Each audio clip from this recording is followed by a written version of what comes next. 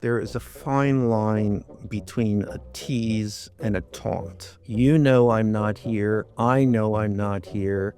Everybody knows I'm not here, but you. And is that to the president or is that to us? I think it is to everybody and also to the president. She's abdicating the official first lady role, which is to be a model of domestic propriety and to do good works. The official part of being a first lady, to do good works, she has converted into private enterprise for herself. The first lady here is a corporate shill, and the first lady as someone who is not the first lady. I mean, at least who is not the first lady who occupies the White House.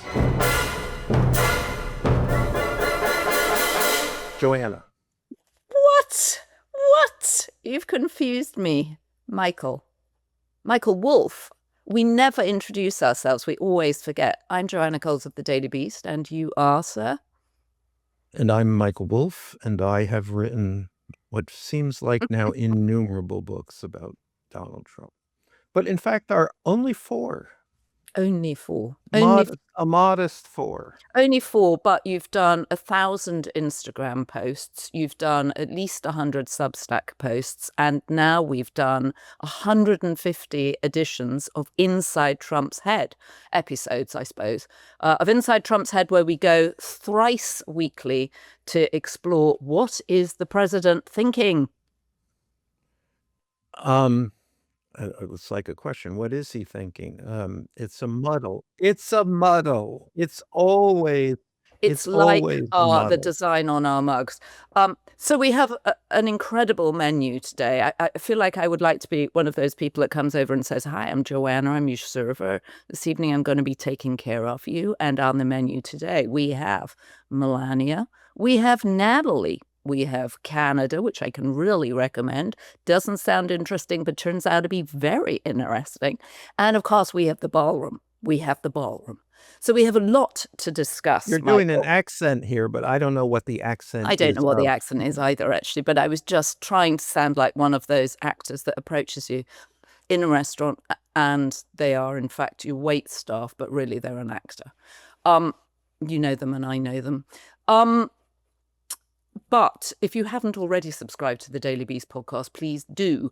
And you can find us on Substack now. And if you hold up your camera phone, or your phone camera, in fact, you can take a picture of this QR code and it will zoom you straight to our Substack. Or you can just go to thedailybeast.com. Are you still talking in this accent? No, I'm stopped talking in the accent. I think you're stuck in the accent now. No, I'm not stuck in the accent. I'm back to my regular voice. Michael. All right, so she's back. Good afternoon. I heard you missed me. Here I am. Welcome to the White House. Here I am. Okay, well, we know that accent. Yes. I would just like to say that there is a fine line between a tease and a taunt. And I think she has gone over it, and that this is actually a taunt. You know I'm not here. I know I'm not here. Everybody knows I'm not here, but fuck you. And is that to the president or is that to us? I think it's I think it is to everybody and also to the president. She comes and goes as she pleases. She's unregulated. She is defying, or maybe the better word is she's abdicating that role of being the first lady, the official first lady role, which is to be a model of domestic propriety and to do good works. So she's clearly not the model of domestic propriety, to say the very least. I mean, she has not spent one night in the White House in this term, which is coming on 19, we know that 20 months. She actually hasn't spent a single evening. She hasn't spent a single night. She has not had an overnight. She has not slept, put her head on a pillow at the White House. And So domestic propriety, we've abdicated that responsibility. Then the other responsibility of doing good works. Now, theoretically, she was in Washington to make an announcement about good work she was supporting, but it's a weird kind of corporate interaction, a sponsorship, which I suspect is the truck rental guy, Penske. Penske, right. It's Roger Penske who owns IndyCar Racing, which is taking over DC this weekend with a race around the city. What could possibly go wrong? The cars will be going up to 200 miles an hour. I hope they don't spin off into the White House. Really, what this was is a promotional event for Penske, for a corporate interest, the Penske family corporate interests. Which she has interposed herself in, and she has been out there actually cultivating sponsors for herself, for her own business. So really, her official job, the official part of being a first lady, to do good works, she has converted into private enterprise for herself. That's what she spends most of her time on, monetizing this theoretical and highly theoretical role that she has as the first lady and the wife of Donald Trump. I mean, this is something. I mean, among all of the things that we have never seen in a White House, this is another. The first lady, well, the first lady here is a corporate shill, and the first lady as someone who is not the first lady. I mean, at least who is not the first lady who occupies the White House. So she got 2 million for this sponsorship, for which they presented her a helmet, an IndyCar driving helmet, with "Be Best" and "For Studying the Future." That's what they got for it. They got a press conference at the White House. They got the imprimatur of the First Lady, such as she is, with her 2 initiatives. So where do you think the money goes? Well, I mean, I'm sure that the money will go in some sense to whatever they said, some, what was it? Some educational program. But I think the larger point is then she cements her relationship to the Penskes in this situation, and then because she's operating her own business on the side, and it is a branding sponsorship business, that the Penskes will then are very likely. This is a I would describe this for her as business development. Business development. So we know that she's had her own movie. She had her own book, both of which were called Melania. She's now got a new series. Do you know much about it?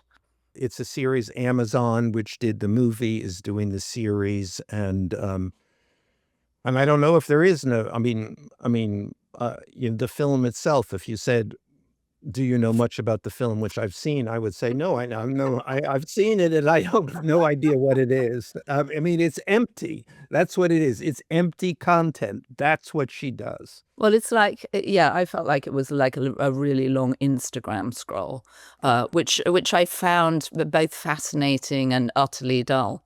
Yeah. Um, But I think it's all about what is she doing? She's selling herself theoretically. She's selling Melania. I am a person who is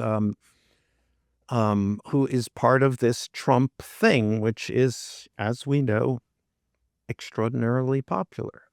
Trump Entertainment Enterprises. So there were several people gathered on the White House lawn. We should add that Fox, alongside IndyCar, is also one of the sponsors of For Studying the Future and Be Best.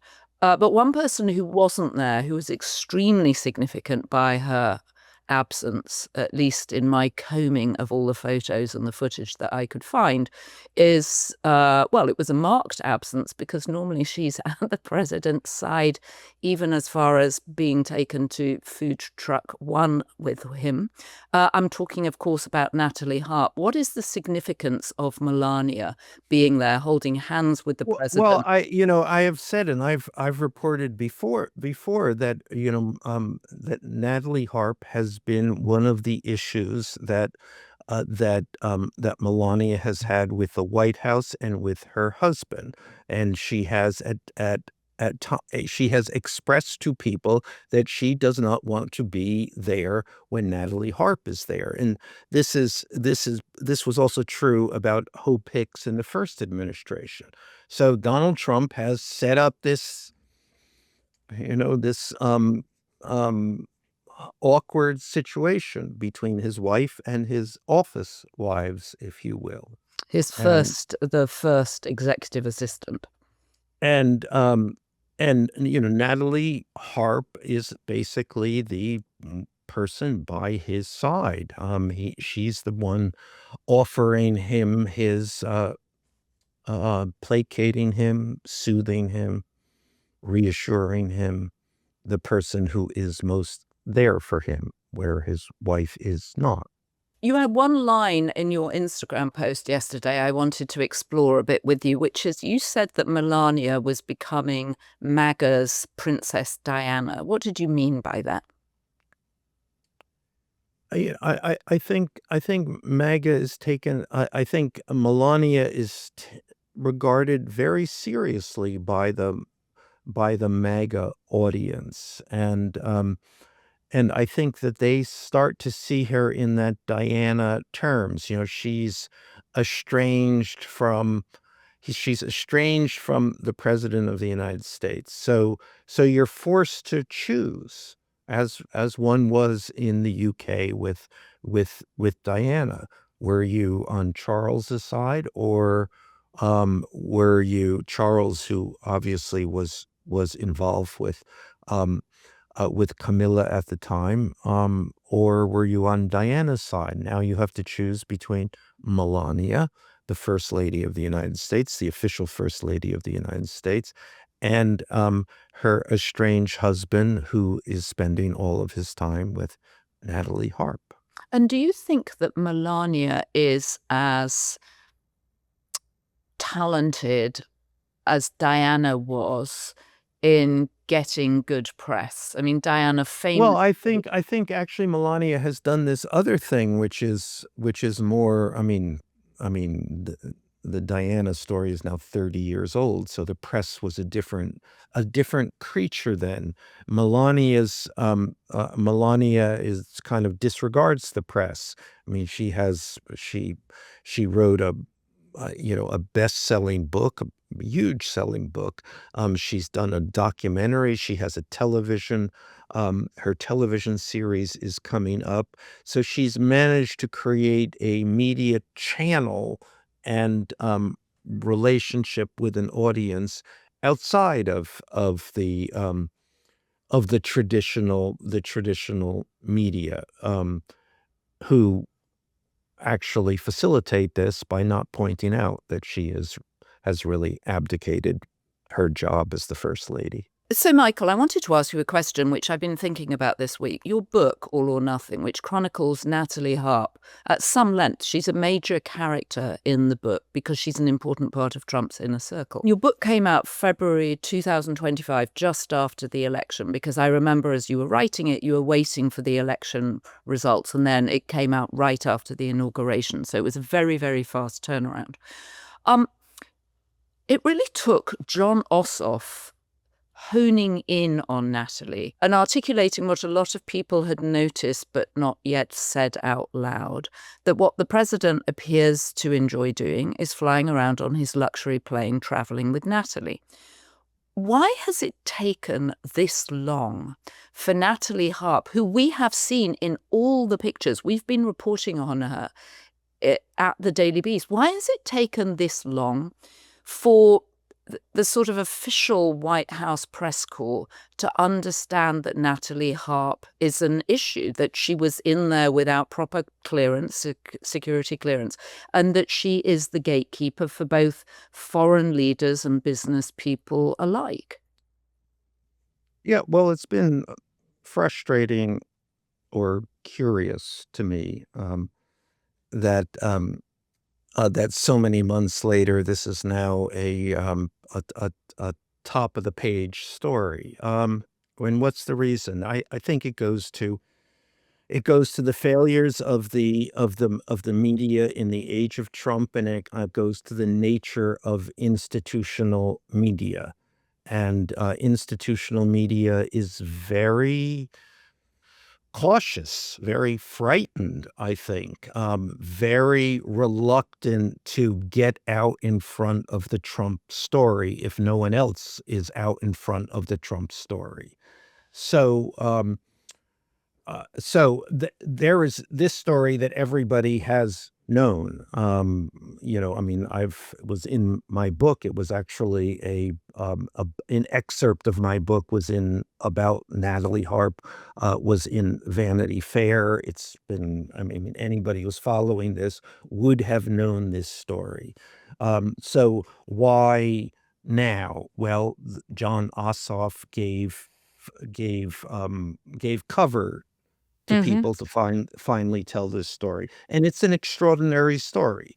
I mean, here is this totally unprepared, inexperienced young woman who has assumed enormous power and has a relationship with the president of the United States, kind of unprecedented, actually. So, um, you know, unprecedented in terms of its closeness, its intimacy, and its power. And we learned that from reading the letters at full that someone gave to you, and they express her vulnerability, her gratitude to the president for helping her through the grief of her late father. But also they reflect a sort of weird, I mean, you mentioned in our last podcast, and I saw it after I reread the letters, this sort of submissive nature of her to him, the sort of trad wifiness of it. But also, it feels like an obsessive relationship. You mentioned that the Secret Service were concerned about her because they thought she could be a danger to herself and a danger to him. But it's hard not to read those letters and think, oh, these are the writings of someone who's unstable. And it could be that she's unstable because her father died. He died by suicide. That's obviously a very heavy thing for any person to deal with. So I'm not making light of that. But I've also discussed how an irritant, and that's putting it mildly, she has been to the Trump circle, that the Trump circle itself, his senior aides and advisors have tried to get rid of her. Mhm. They have seen her as a disruptive force, as a danger, as someone who is unqualified for the power that she has been given. So this is a political story within that context, entirely, and and the media has known about this. I mean, this is in the Haberman book, which has came out last month Regime change. or month before. This subject comes up, but the New York Times, and obviously Haberman works for the New York Times, has not focused on this until now. So why is that? And they would have known this anyway, because this is just picking up from what I wrote almost 18 months ago. Even if they'd managed to avoid your book and regime change Everyone would and the know. excerpt, They right? have She's there in the photos. She's there in the videos. We can see this. also they have Haberman has the same sources that I had. Um, I know who those sources are. I can see what they have said in her book, because they've said this to me. So they know this story is out there, We can see it in pictures. You can read it in my book, or if you're covering the White House, you would have been told about it by the same people who told me about it. So why has the press not said anything about this at all? Now, I can go back to this other instance, which was a curious thing that happened to me, which was, so my book came out in February 2025, and which is just when the second term was beginning, Mhm. a month into it, and it was already, everybody was freaking out, to say the least. And nobody knew what Trump was doing, and Trump seemed to be this threat to everything. And so my book came out. I had been booked, as is customary, on all kinds of cable television shows, CNN, MSNBC, blah blah, and immediately everything was canceled. So that was a moment we were beginning this thing, which I hope we're emerging from now, of the media clearly self-censoring about what could be said about Donald Trump. And But also you could say that the media is self-censored about what they've said about Melania. It's very clear that Melania hasn't been there. And again, and one's reminded of the coverage of Joe Biden's health, that this was a man who was unfortunately declining rapidly right in front of us. And yet it was very difficult to get people to say it. It was very difficult to report on it until the debate. yeah, At the debate, then it all became fair game. And even Melania's joke about herself acknowledges, as you said, she hasn't been around. Is it a taunt? Is it a tease? But what it's also stressing is the fact that this has not been enough of a subject for the political media, for the White House press corps. well, let me suggest another aspect of this, because you're clearly right that it's not just Donald Trump, it was Joe Biden, and then we're also looking at this Melania story. The first lady has abdicated, absconded. She's literally not there. That is a story of some, certainly of some interest, and arguably of some import. So why not? I think there's another way of seeing this, that the institutional media has a great deal of trouble dealing with perfectly human stories. Um, Mhm. they have, anything that goes into a psychological realm, they don't want to deal with. They don't have they're not comfortable with it. It demands more nuanced writing than they're capable of. And it's something they just sort of, they abdicate their responsibility. Well, that's something we don't really know about.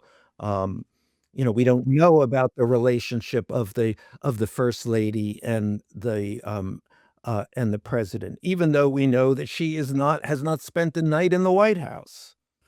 Well, the other story that this was evident in too, even though it was a huge story online, and the trouble is you often dismiss things that are big stories online because of all the conspiracy theories, but is the Epstein story.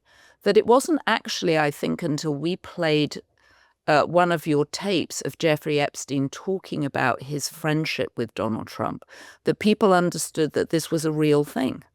That And this that was actually before the it election, was before the 2024 election. and you would have had there was certainly, at that point, you would have thought, "Okay, these are big headlines, which everyone that the American public should be aware of this before they went to the polls." Well, and it Well, was also Jeffrey cricket. Epstein saying how unsuitable Donald Trump, his former best friend, was to be president, how he couldn't read a balance sheet. I mean, it wasn't just salacious, it was actually an interesting character analysis by someone who had known him really well. Um, yeah,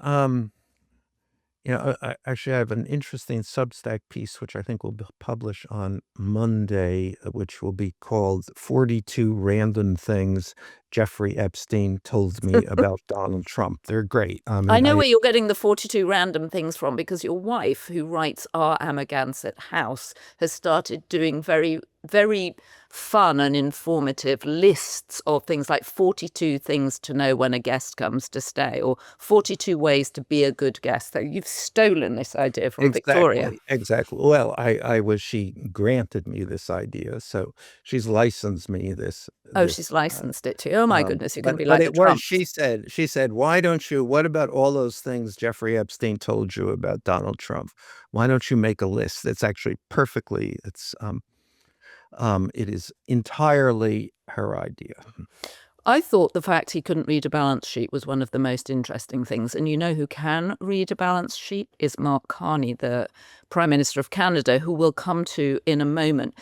But the press, the sort of self-censoring of the press and Donald Trump's aggression with the press and these constant $5 billion, $10 billion lawsuits. There was another one this week with the Center of American Progress, who came out with a report that said that the National Guard had not had any significant impact on the fact that crime is going down in America's big cities across the country. So just let's understand what this was. This was perfectly straightforward data reporting. Crime is crime is measured as as a result of data that is processed by police departments and then tabulated. I mean, this is as objective as you can possibly get. Now, Trump does not like this. Does not like the conclusions that you might logically draw from this data. So his response is to sue the people who have collected and analyzed this data. And they're suing him for he's suing it's not, them for $5 billion. Let's be precise. He hasn't sued them. He has threatened a lawsuit. Right. Alexander Brito, his lawyer, has said, we're going to sue you, but they haven't filed anything. There's not going to be a lawsuit here. There is going to be a threat. The threat is a form of the threat has two purposes, actually. One purpose is to keep Donald Trump happy. So Donald Trump sees this and says, well, whatever he says, and he says, sue these fuckers. Let's sue these fuckers. And then his lawyers, who are, rolling their eyes, but they have to do this. They have to issue the threat to keep the client happy. And then the larger point of this is that it intimidates everybody else. Nobody in the media wants to get a legal letter, a threat from no less from the President of the United States, threatening billions of dollars. I mean, that is going to, again, it's going to cost you. You're not going to be fined $1 billion or $5 billion. You're not going to go to court. None of this is going to happen, but it's still going to cost you X $100,000 in legal fees. And it's a distraction. Well, the Center of American Progress, I think he's gone after them for $5 billion. He only came after you, Michael, for $1 billion. Yeah, no, I'm starting to feel slighted here. You're feeling this? Well, who knows? But you better hang on to that compound of yours in the Hamptons. My cottage, you've promoted into a compound. I've been to your cottage. It's not really a cottage. It's not a cottage as I would think of as a cottage, which is a two up, two down in England. Curiously, my house here served for a long period as a boarding house.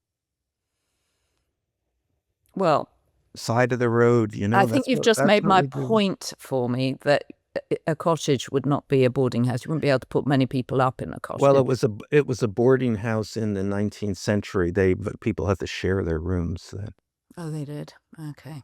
Well. All right. So 2 weeks ago, we had a decision from a Washington court that the ballroom was essentially illegal. It had no congressional approval, but it gave Donald Trump another 2 weeks to keep building while the case was referred to the Supreme Court, who yesterday made a ruling. 2 weeks ago, you said Donald Trump is screaming at his contractor, build faster, and they claimed to the Supreme Court that 65% of the ballroom had already gone up. Now, you can tell from the photographs that that's not true. There are drone photos showing there has been significant work, but it's definitely not true. So where do you understand the ballroom to be now?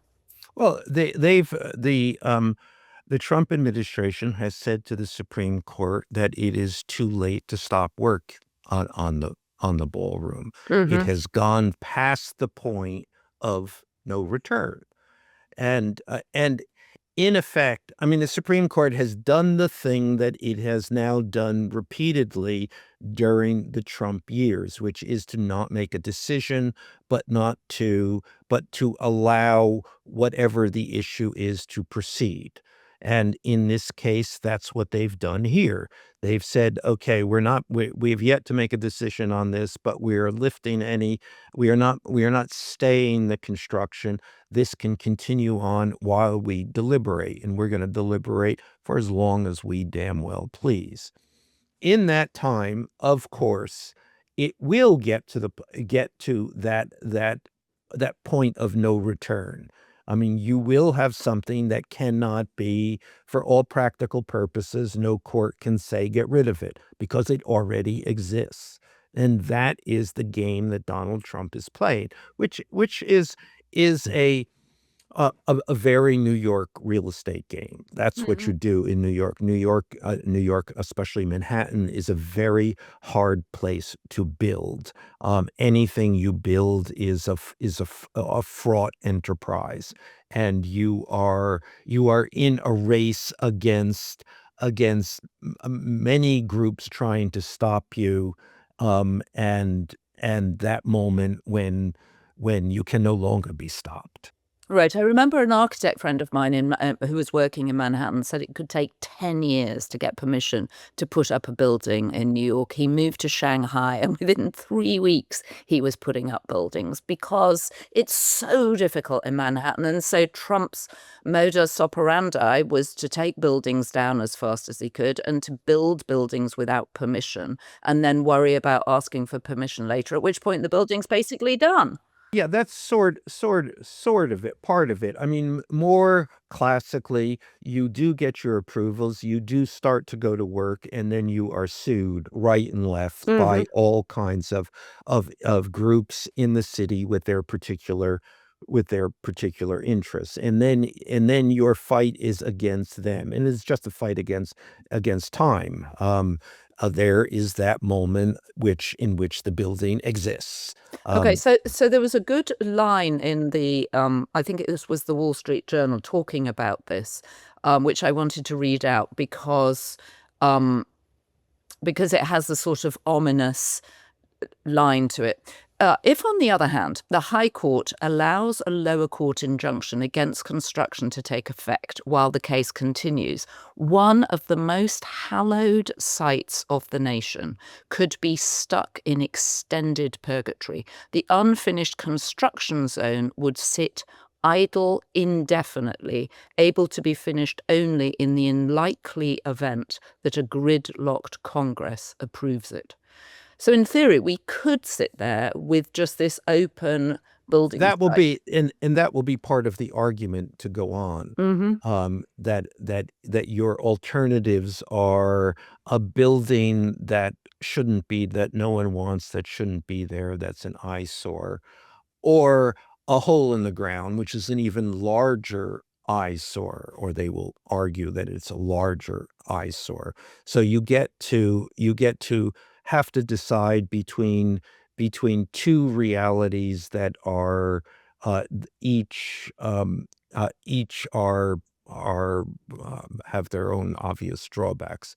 So, but that is the situation. That is the creation of reality. That's the reality Trump that has created, which will then enable him to get the reality that he wants. Well, and he'll also argue that leaving it unfinished will be a terrible security lapse. Well, I mean, he's entered this idea that this is all about security. I mean, this is a Johnny-come-lately argument. I mean, his first argument was a ballroom. We need a ballroom. We need a place where lots of, where I Well, can we can be on dance. stage as often as I want to be. And then when that ran into problems, then it became, we need this for the security of the nation. Um, Now, the as it happens, the White House as it exists now, and underneath the White House is essentially a military base. And that has, and no one up until recently, Donald Trump, has said that was insecure or inadequate. So is your assumption that the SCOTUS just kicks this down the road? That Trump keeps on building, SCOTUS doesn't want to take this, and so they just what do?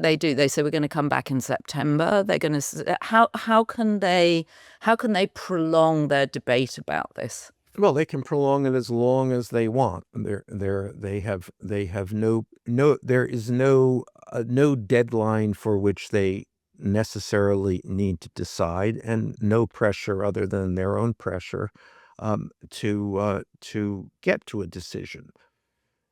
So what is this will be? I think it's obvious what this is going to be. It is going to be that moment will come when they can't do anything else. They can't turn the clock back. So the ballroom is a fait accompli at this point. I would say. Now the interesting thing then is what happens, I suppose, in a post-Trump era. It is quite shocking how we already knew it was 90,000 square feet, so it's double the size of the current White House. But when you actually look at how high it is and how big it is, it's really remarkable how it dwarfs the White House. It's actually shocking to see it take place. Well, let's just leap forward here to imagine one of the issues that will face future politicians, future presidents after the Trump era is what do we do with what's left?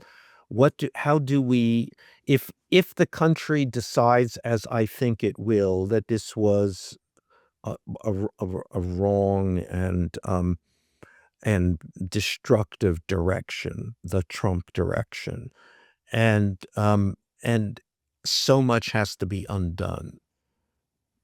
I don't know. I mean, I would say that in undoing this, you will want to have symbols, very clear symbols of the undoing, and to take down the physical manifestations of Trumplandia, I think might become something that many, many, many people would get behind. Well, I'm assuming that they will take off all the gold accoutrement and they'll remove the sign, the Oval Office in that horrid font, and they will remove refurbished and renovated by Donald Trump off the side of the Kennedy Center, where the tarp now appears to have been installed permanently. And apparently the carpet that was put in the bathroom, which smells constantly of pee, I would say they would probably want to get rid of that. It reminds me of that scene at the beginning of Succession. Do you remember when Brian Cox stumbles in the middle of the night into what he thinks is the bathroom, but in fact is the closet, and he pees in the corner of the closet, then stumbles out and realizes what he's done, and I think just gets back into bed. I don't know why I'm reminded of that scene. Well, I can think of several reasons why you might be reminded of that scene, but we'll let that pass. You know whose name struck me this week as a glorious literary name, actually, is Jameson Greer. Jameson Greer has apparently been leading negotiations with Canada, representing the American side. But Jameson Greer, to me, feels like one of those lawyerly names from a Dickens a Dickens, but where you can just imagine Jameson Greer sat behind his enormous desk with his pen. There's just something literary about this name, but in fact he is a real character, and he's been leading the negotiations against or with Canada, which of course ended. Yeah, yes, go ahead. which broke down yesterday in quite some moment of fire and fury from the Canadian side, which is, and there are interesting things about this. I mean, first thing, Jameson Greer is within the Trump orbit, a famous dummy. I mean, which is interesting because so many people within the Trump orbit are dummies, which is a subject that we should come back to, that in almost everybody who has dealings with the Trump administration comments on this, of how stupid the people in the administration are, how unprepared they are to deal with their particular portfolios. I mean, Pete Hegseth may have gone to Princeton, but the idea that he is qualified to run the Defense Department is ridiculous, and everyone knows that. RFK Jr., the scientific brain of the century, is as Stephen Chung would say, the scientific pea brain of the century. I mean, it goes on and on. But Jameson Greer is also in this crowd, another dummy, and who has been put into this process of negotiating trade deals, as really the someone who just has to deliver Donald Trump's ultimatums. Now, the way this has worked around in so many of these things is that everybody knows the stakes here. Donald Trump wants the headline of an agreement. What is in the agreements themselves is mostly things that are of such a amorphous and nebulous nature, everybody will be able to get around them or renegotiate them in the coming days, weeks, and months. Well, and perhaps most obviously seen in the memo of understanding, which was about the most amorphous kind of document you could issue for a foreign negotiation to end a war, in theory. Exactly. But all of these trade agreements are also like this. Donald Trump wants the headline. Donald Trump wants to make certain claims, and that is at a distance from actually what will happen. So what appears to have happened with the Canadians is, instead of accepting that, okay, we're going to have to, there's all this blah blah in there, and we'll be able to get around this in the future. Mark Carney said, no, that's it. I'm not doing this. This is essentially not being negotiated in good faith. We're walking away. We can't deal with you. And that's going to be great for him politically. And it makes the broader point, which is also just from a standpoint of logic and principles and reality, good that someone has finally done this. Mark Carney, who Christine Lagarde, she revived his nickname as the George Clooney of finance.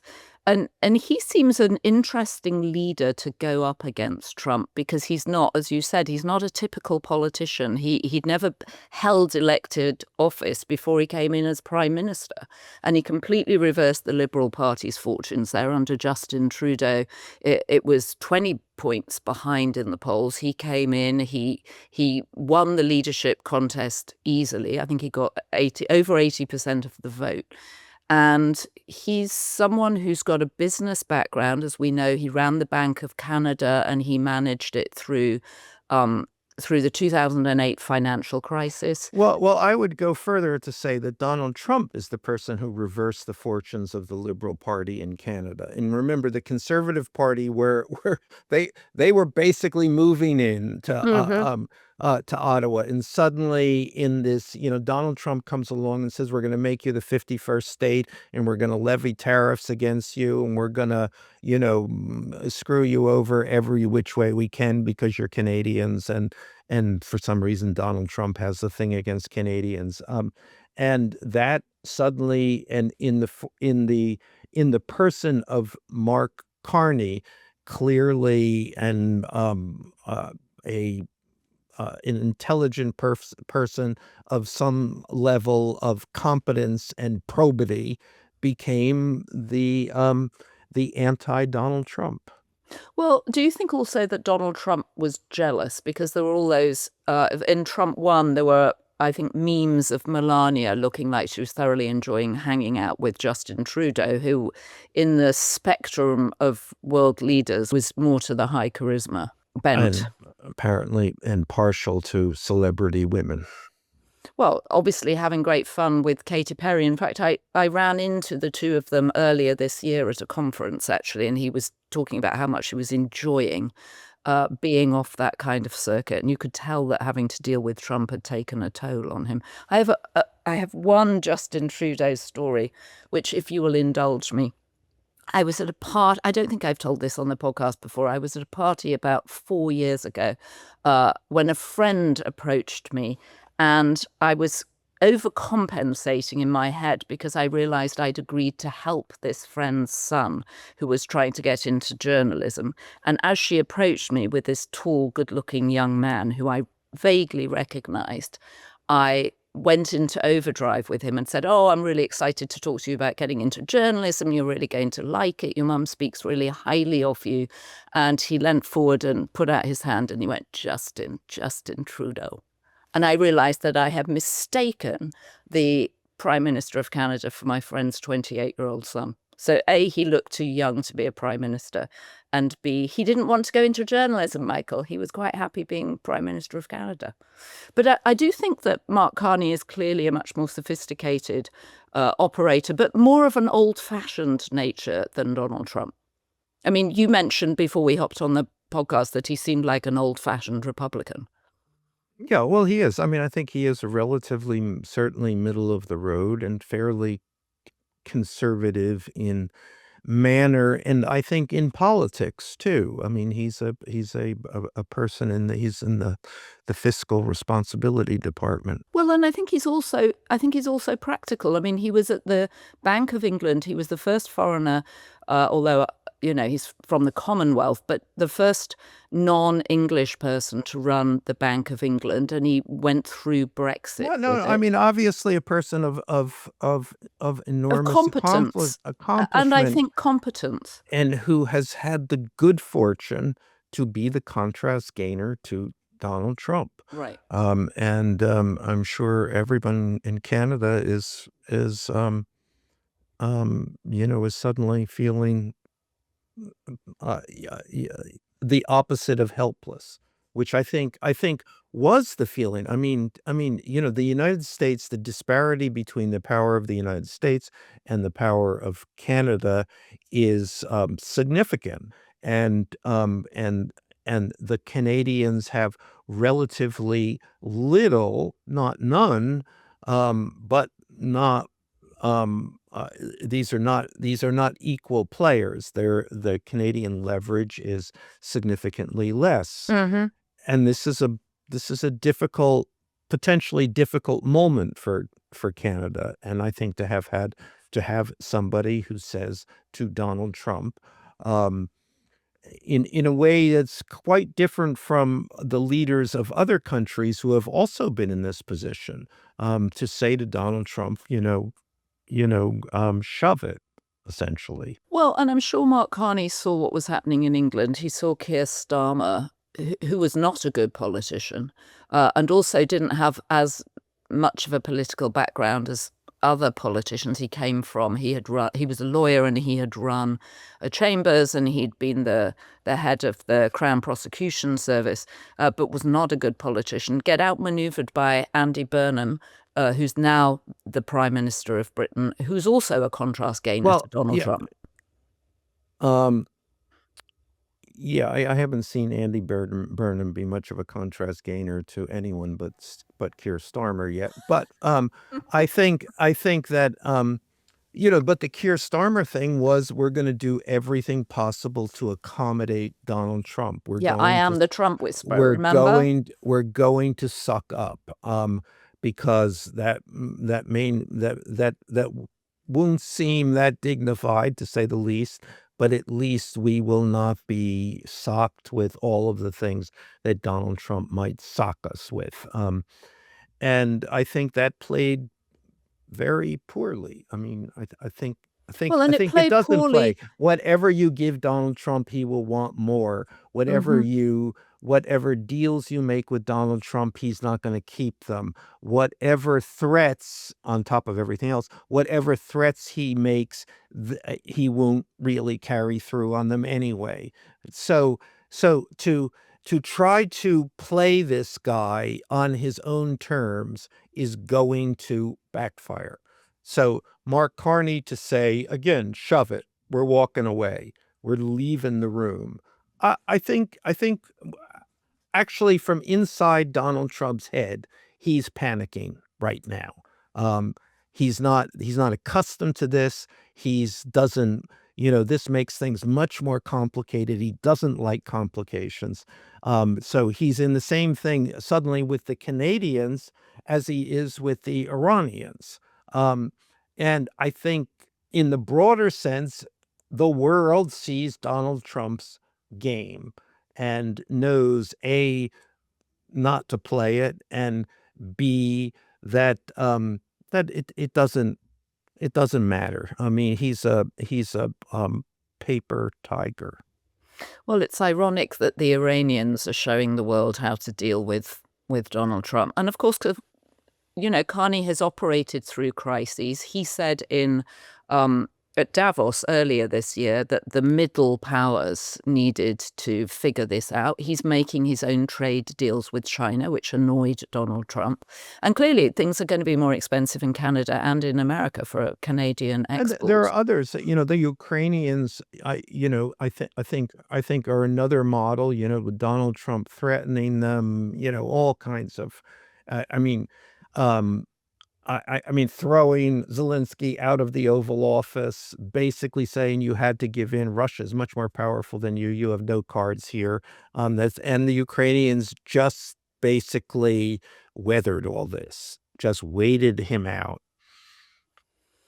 Well, sometimes, Michael, it takes a poet to put this into a neat package for us. And Garfried, our Limerick laureate, this is based on an interview I did with Ruben Gallego, the senator from Arizona last night. So this was a quick turn from Garfried. Said Gallego, quit bombing Iran. You've no exit, no end, and no plan. With a Fox host in charge and a spray-tanned mirage, we'll be back in the sand once again. Thank you, Garfried. Good work this week. And good work to you, Michael Wolff, exposing Natalie Harp and those letters that you showed us at the Daily Beast have gone everywhere. They were dominating all the social media sites yesterday. You have been so far ahead on the Natalie Harp story.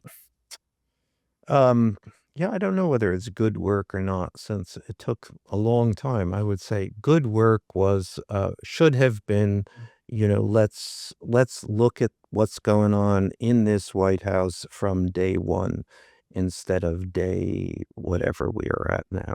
So I did try, Michael, to buy us tickets for the Indy car race because I thought that you might enjoy a secret last-minute trip to Washington to watch very noisy cars driving round and round. In fact, the tickets that I tried to get in the premium section were completely sold out.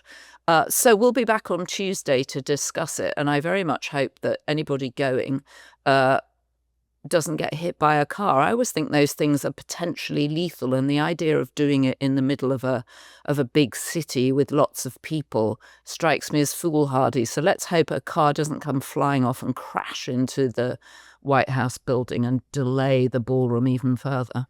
It also occurs to me that the Penskes have all kinds of significant media interests So I wonder how that impacts their new relationship with the First Lady and presumably with the White House.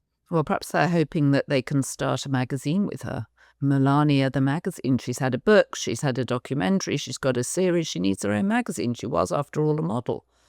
Catalog Magazines. model. Geez, remember magazines? Remember magazines. I do fondly, Michael. I do fondly. If you have been, thank you for joining us. We'll be back on Tuesday, back inside Trump's head, poking around. And Ryan, John, Rachel, Neil, Heather. I think that's it. I think Thank that's you. it. I Thank think you that's it. all. Michael, have a very good rest of your weekend in your Hamptons compound. Cottage. So the good news is we have so many B-Beast tier members now. There are too many names to read out, and we really appreciate your support.